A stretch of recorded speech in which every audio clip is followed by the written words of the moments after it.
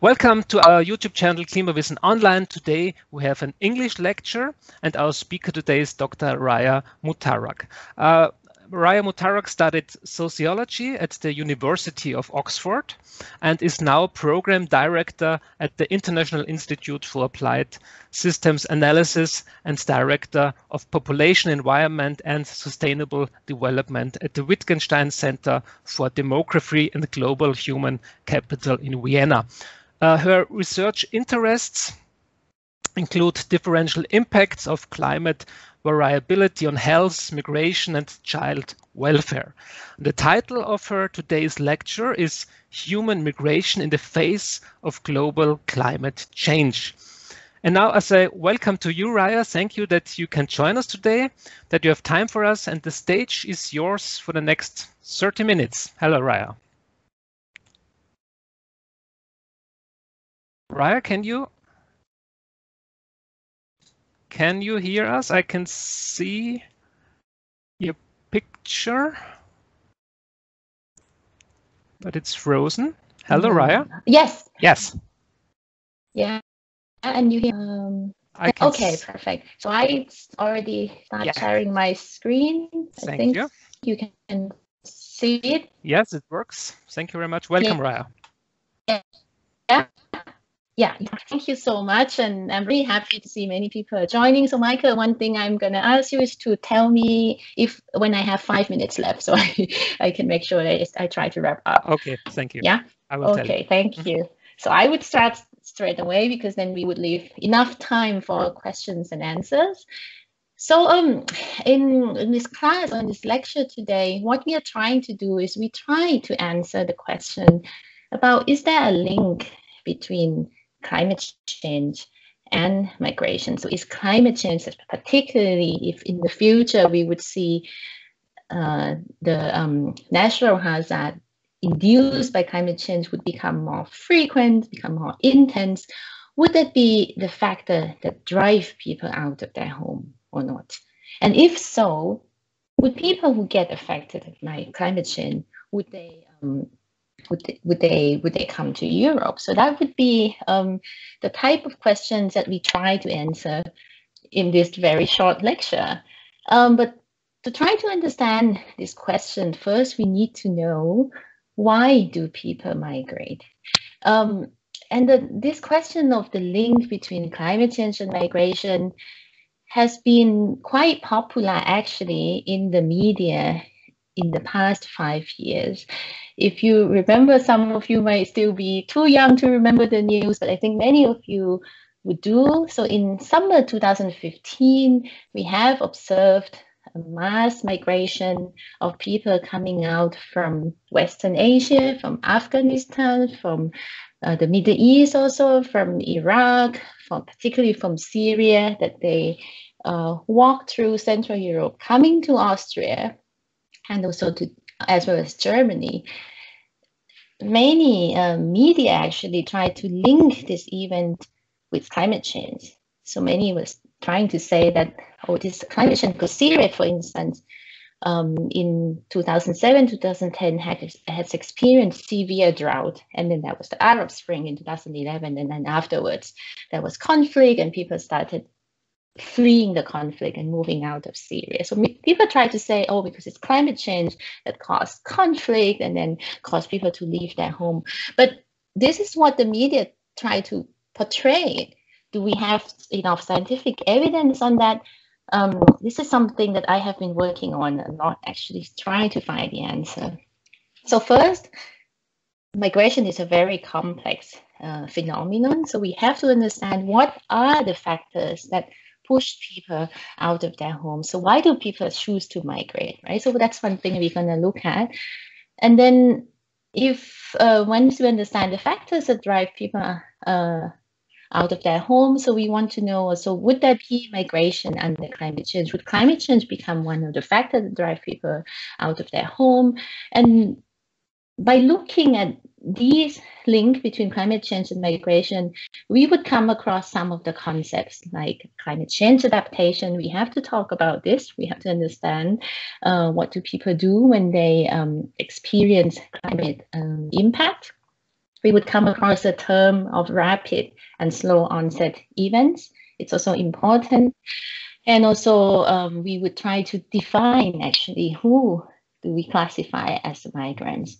And also we would cover also the term forced and voluntary migration. So these are all linked actually. That's why I think it's important when we want to understand climate change and migration, we need to understand also all of these concepts. But first, let's take a look. Why do people migrate?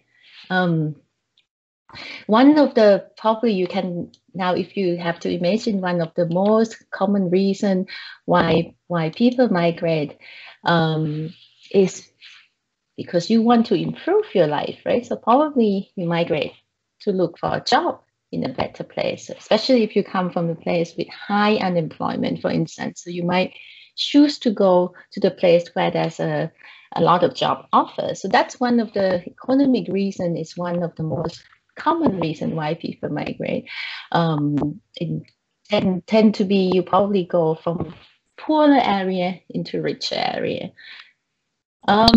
But also, people also migrate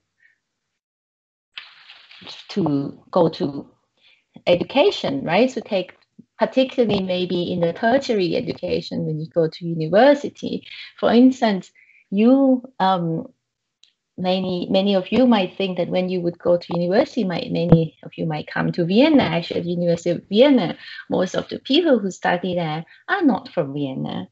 So migration for educational purpose is also very common. You see a lot of people move to the UK, to the US, has been a popular destination that people go to study there. So that's also migration.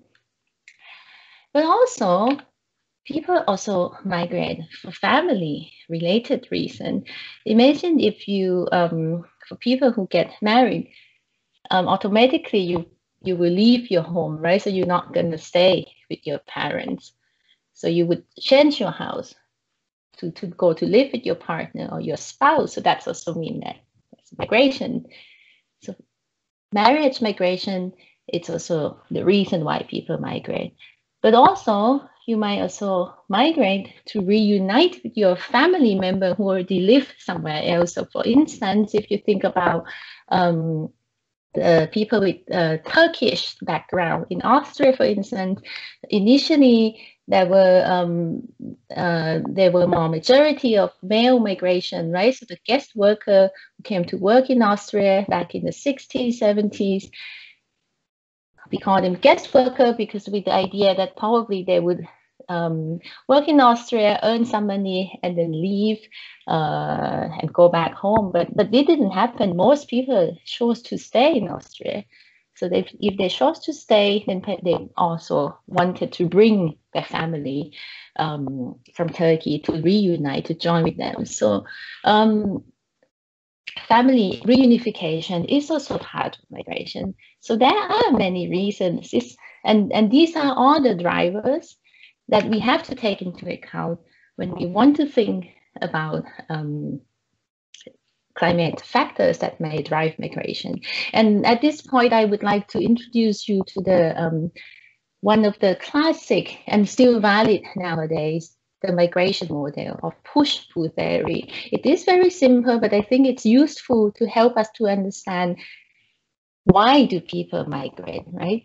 So if you think about the place of origin here, there are many factors, the plus and minus factors.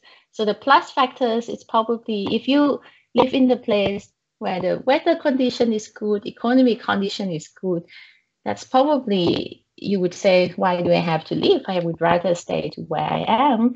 But if, for example, there's a high unemployment, there's a conflict, there's a war, so negative factors. So that could be the factor that push you out to go somewhere else. But where would you go? Where do you choose to go? So the place of destination would have the type of characteristic that pull you in. Because if you try to flee from conflict zone, from conflict areas, where do you want to go? You probably want to go to the areas where it's peaceful. So that's a plus factors. So what we call push factors would be the sort of the negative factors in the area of origin that push people out. And then where do people choose to go? It tends to be the destination with a sort of positive factor that pull people in, right? So you might think of in terms of climate drivers, so people might leave the areas where they experience a lot of floods or drought and go to the other areas where the environmental condition is better. And another thing, when we consider the driver of migration, where do people go? Where do people come from? One thing that we have to take into account is also what we call intervening factors. Because the destination, where do people go, it also maybe depends on the distance between the place.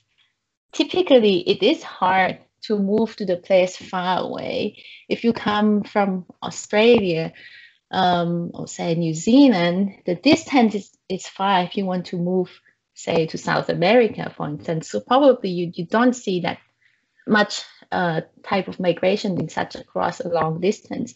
People actually, most of the migration tend to be closer to where they are. So within the region, within the same continent, that is much more common. So that's the sort of the factors that determine. And of course, it's also depend on this middle factor, intervening factor. It's also depend on, for instance, the immigration policy. Maybe the push factor says that, okay, I really want to go to find a job in the US, for instance. But the immigration policy, and the US has a positive factors now that we have the new president and so on. You might see it, okay, this is a good opportunity. The economy is going well. I want to go there. But the immigration policy might stop you. You need to get first the work permit, the green card, and so on. So you have to always consider, when you want to understand migration, why do people move? Where do they go? We have to think about the push factors that push them out, the pull factors that they might choose that place of destination because of certain favorable conditions, but also the factors in between. So that's important to understand.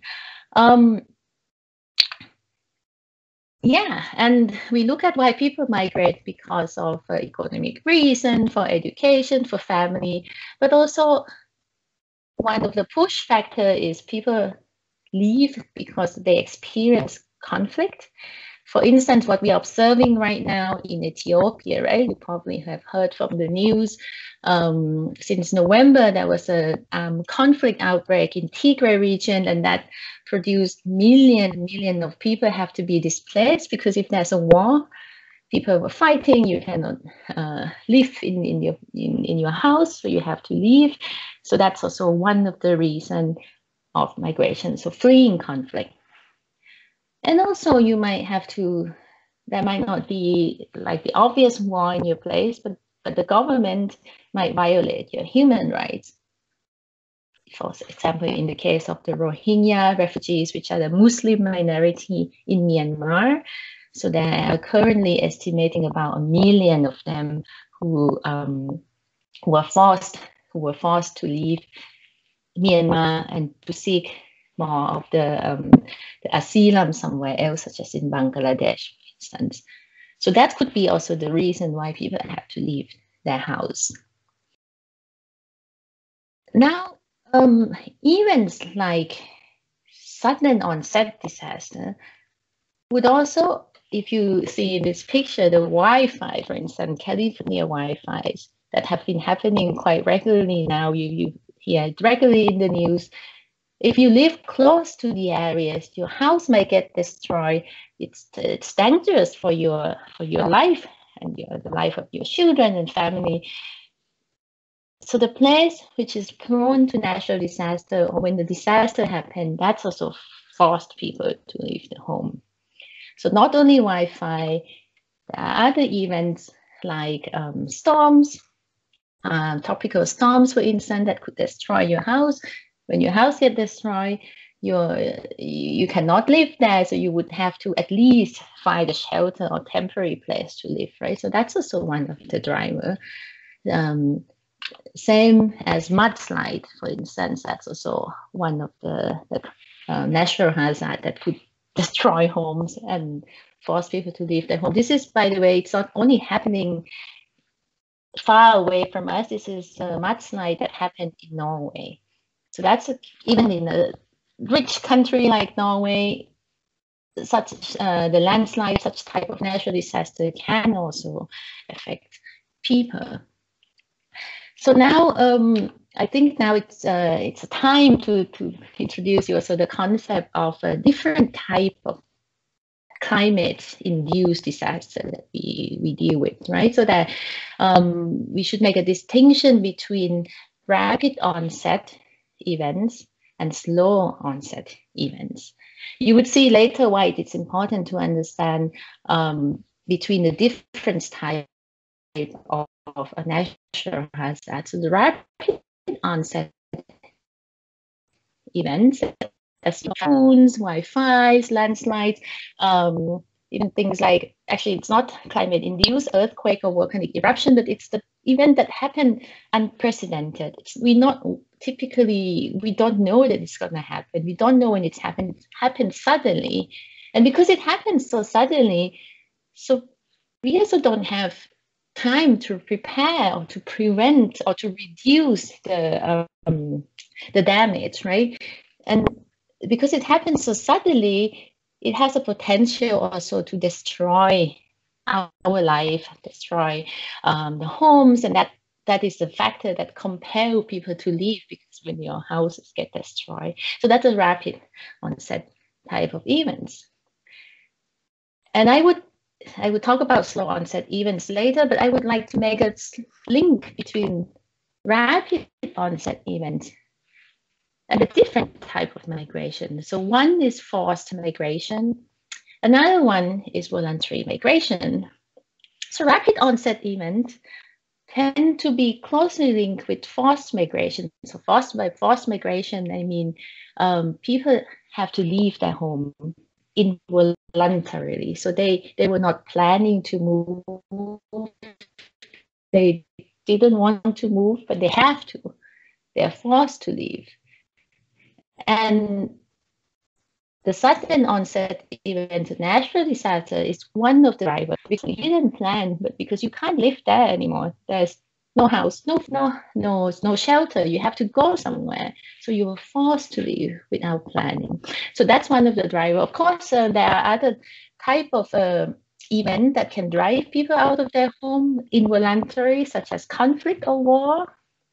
So when you look at the type of migration, when you look at refugees, asylum seekers, or internally displaced persons. So internally displaced person refers to people who were displaced or forced to leave their home, but they move within the boundary of the countries. That's why internally displaced. And also there are other type of migration that that is classified as forced, such as, for instance, if the government, such as in China, sometimes when they want to have the infrastructure project, like building a dam somewhere, so they need a space to build a dam. So they might relocate people, so forced relocation of people to live somewhere else. So that's also part of forced migration. In the past, you might also think of the slave, the African slave who moved to the US, but it wasn't in their free will, right? So the people went there, captured the people from Africa, and forced them to go to the US. So the slave trade, for instance, that's also forced migration. So as you can see, forced migration in our context of climatic events would tend to be linked with this sudden onset events. But many of the migration is also voluntary. We were looking at, why do people migrate? People migrate to look for a job, people migrate for study. There's also retirement migration. So when the British people, at least in the past, when they retire, many people like to retire in Spain. So they chose to go. It's not like someone forced you, the UK government forced them to go to Spain. No, they choose to go. So voluntary migration as the term say, you move with your free will. So now I would like to make another link. I said that I would talk later on about slow onset events, which is opposite of sudden or rapid onset events, right? So slow onset events, when it's induced by climate change, it's events that happen gradually, so incrementally, the changes, right? So things, probably the best example is sea level rise. Sadly, because we still cannot stop the emissions, and even we do, they still have some impact on the on sea level. So it's gradually rising. It depends on how much emission we're going to put into the atmosphere. By the end of century, the prediction sea level could rise even up to 1 meters, but it's not happened in one day, or even in a year or 2 years. It happened over the course of time. So it evolved gradually. Droughts, it's also the events that is considered to be slow onset, because it's not, drought, it doesn't happen in one day and then the next day you get the rain and then the water comes. It's not like that. So it's also a slow onset event. Or things like desertification, or probably in your area in Syria, some of you might have already noticed the change in the snow cover. So there's a lot of fluctuation. Some year you have a lot of snow, you can go ski, some years not. But generally, the trend is we, in the past 30 years, and recently even more rapidly, we observe glacial retreat, reduction in snow cover in high mountains, and also a mid-range mountain, for instance. So that's a type of slow onset events. So now you may think that if you experience such type of slow onset events, right? So you gradually observe the temperature change every year, while you have been experiencing drought quite regularly. So do they drive people out of their home? So that's the question. So in the case of rapid onset, I think it was quite the link was quite clear. If you experience the storm destroy your home, you have to move. So it's a forced, probably involuntary, it's a forced migration. But what about slow onset events? I have to admit, I have never been there, but I heard of it. So I think most of you know this, one of the most famous ski area, I think in Styria, Schladming. And I'm not a good skier, by the way, so I still have to learn. But what I want to say that, of course, if you, places like Austria and Styria in particular, maybe people work or have a job related to the ski resort. So you can be a ski instructor, you operate the lift, the restaurants, the hotels. Actually, unfortunately, with the COVID situation, of course, you have some ski areas closed as well. But generally, if you operate the ski resort, or if your work is around that, what you need is, it's snow. So many people depend on snow for their livelihood, right? If you don't know the term, livelihood refers to the way you earn your living. So many people depend on the amount of snow pretty much to pay for their bills, to pay for their food. As I said, if you operate the lift, hotels, the restaurant, ski instructor, and many occupations actually are linked with the amount of snow, because it's ski tourism. If there were to be no snow, that would affect the job. And also not only ski tourism that depends on the amount of snow, also actually drinking water. Actually, snow, the water that comes from the spring water that comes from snow melting, is one of the main source of drinking water of people in Europe, in fact, and also for agriculture. So if there's a snow cover reduction, that also affects livelihood in different ways. People who live in ski tourism or even agriculture. So what do you do when you experience this slow onset type of climate change? Well, that you can think about the people you know, probably especially you're from the ski area. Did you observe someone move? Did you observe that maybe your family, your parents move or change job? So what people typically do when they experience this type of impact of climate change, typically you try to cope with it, right? You try to adapt to climate change induced, in this case, in climate change induced snow reduction. So what you do, I think this is what you see commonly, you make snow, for instance. So that's one of the adaptation strategy to the reduction in snow. Of course, it's not sustainable. There are many issues of it, but that is one way that people adapt. Or maybe, so there are many different ways, of course, this is just to give you an example, but maybe people also, we observe in Switzerland, in Italy, also in some part of Austria, people started covering the snow. So if you look carefully, so there's a white blanket that covers the glacier or the snow in summer, so that it could reflect, because it's white in color, so it can reflect the sunlight, so the snow wouldn't melt. So that's the way to adapt. So when you experience climate change, what people typically do is to explore different options. Maybe migration is one thing, but then you probably do many different things first to try to adapt to that changes. We talk about the snow, but also in other parts of the world, many people depend on rainfall for their livelihood. I actually originally come from Thailand, and Thailand is the world's first exporter of rice. So I know that rice is the main source of food, but also to grow rice needs a lot of water. So if the rain is irregular, or sometimes rain too much, or particularly when it's drought, when it's rain too little, you can't grow rice.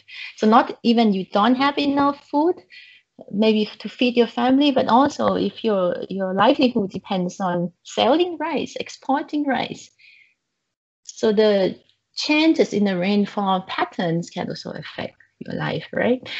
Same as the livestock, for instance, if you also have some scatters or animals, for instance, not having enough rainfall or too much rain, floods, it's also not good, can affect your livelihood. So what do people do? Typically, do they migrate?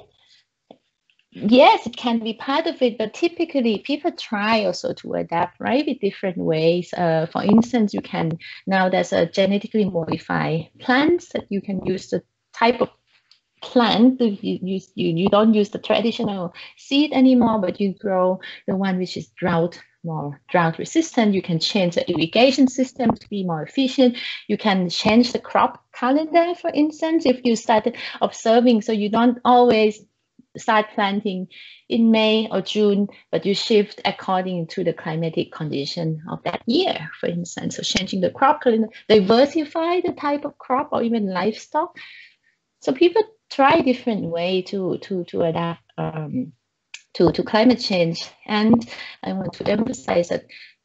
And of course, if you try many different ways, it might work or it might not work. You may choose also migration as one adaptation strategy. And you might do it simultaneously, right? So typically you might think of a family.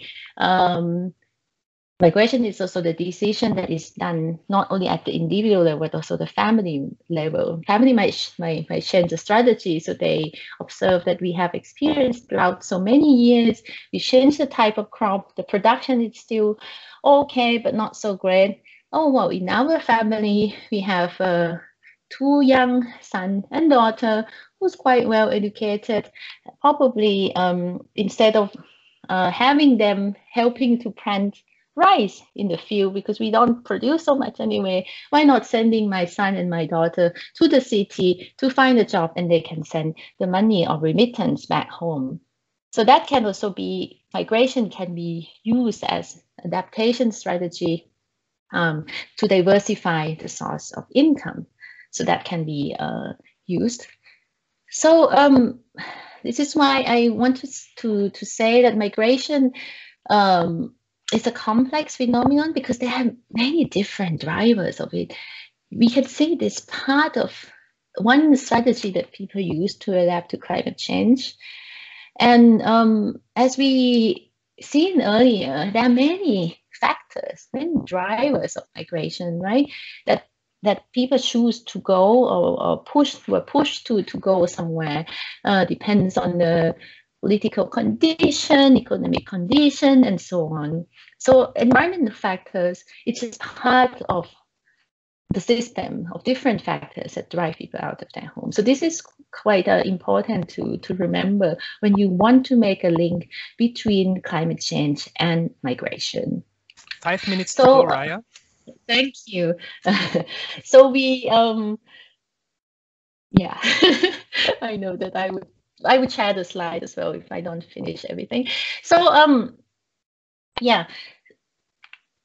So one thing, if you remember, we talk about the sudden onset. So migration, environmental change can affect migration directly, such as in the case of storms, or in the case of wildfire, for instance. So that's a direct effect. But many of the time, the effect of migration on climate change on migration tend to be through affecting other driver for migration.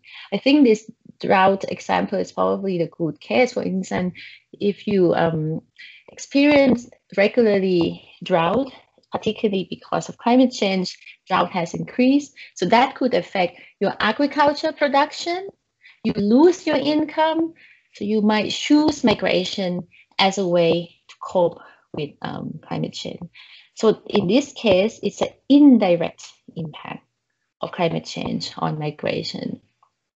So the difficulty would be, so how do I measure this, right? How do I know people move because of climate change, or do they move because of something else, because they might want to look for a job? It can be the combination.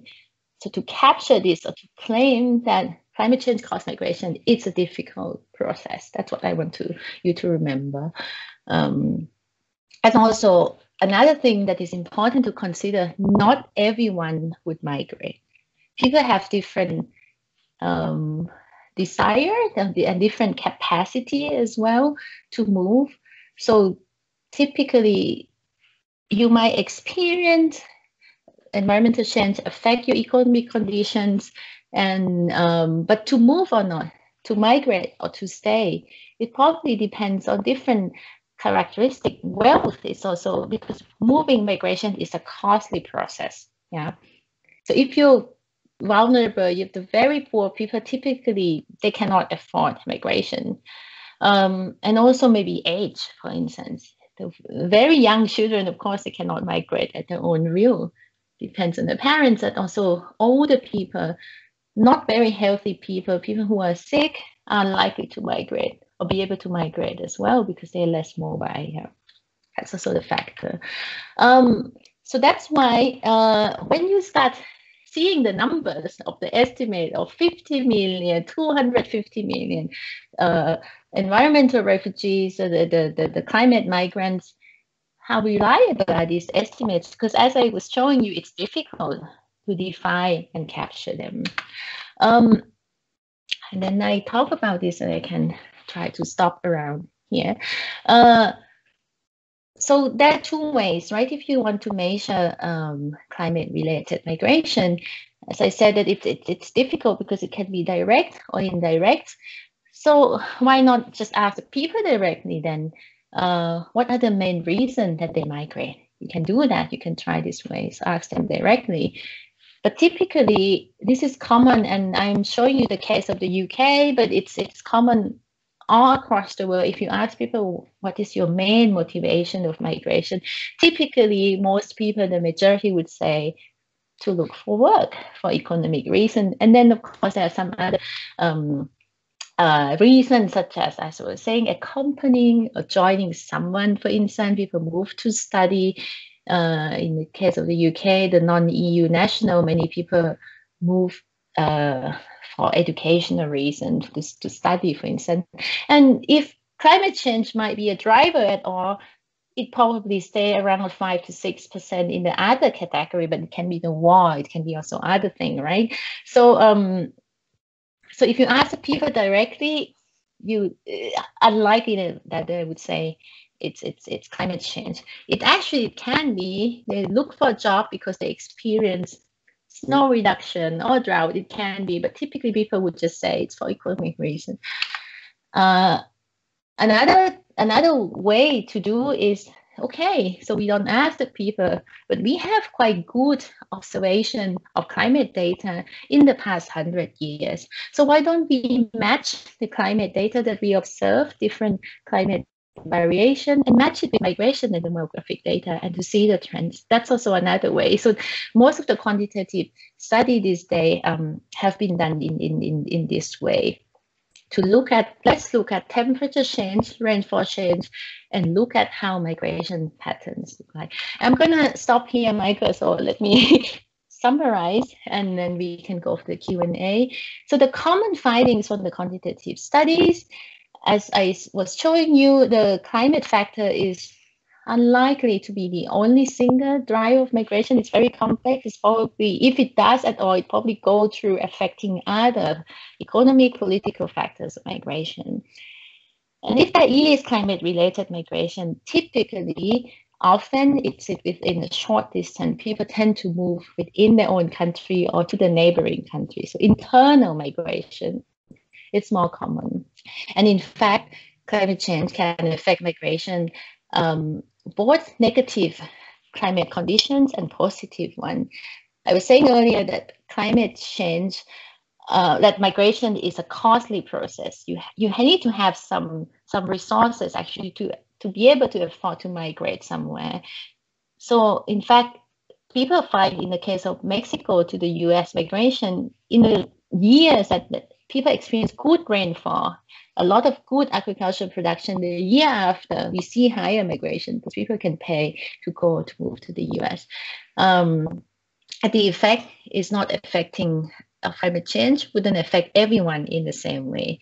People have different capacity to migrate, so it's a heterogeneity. And also, so it's tend to be stronger in the country or the areas that depend on agriculture and middle income countries. So I'm gonna stop just right here, and then we can discuss. Yeah. Okay, thank you, Raya. Thank you, Raya, for this most interesting presentation. Before we come to the question and answer session, I say goodbye to our audience on YouTube. I will stop the recording now. Bye-bye.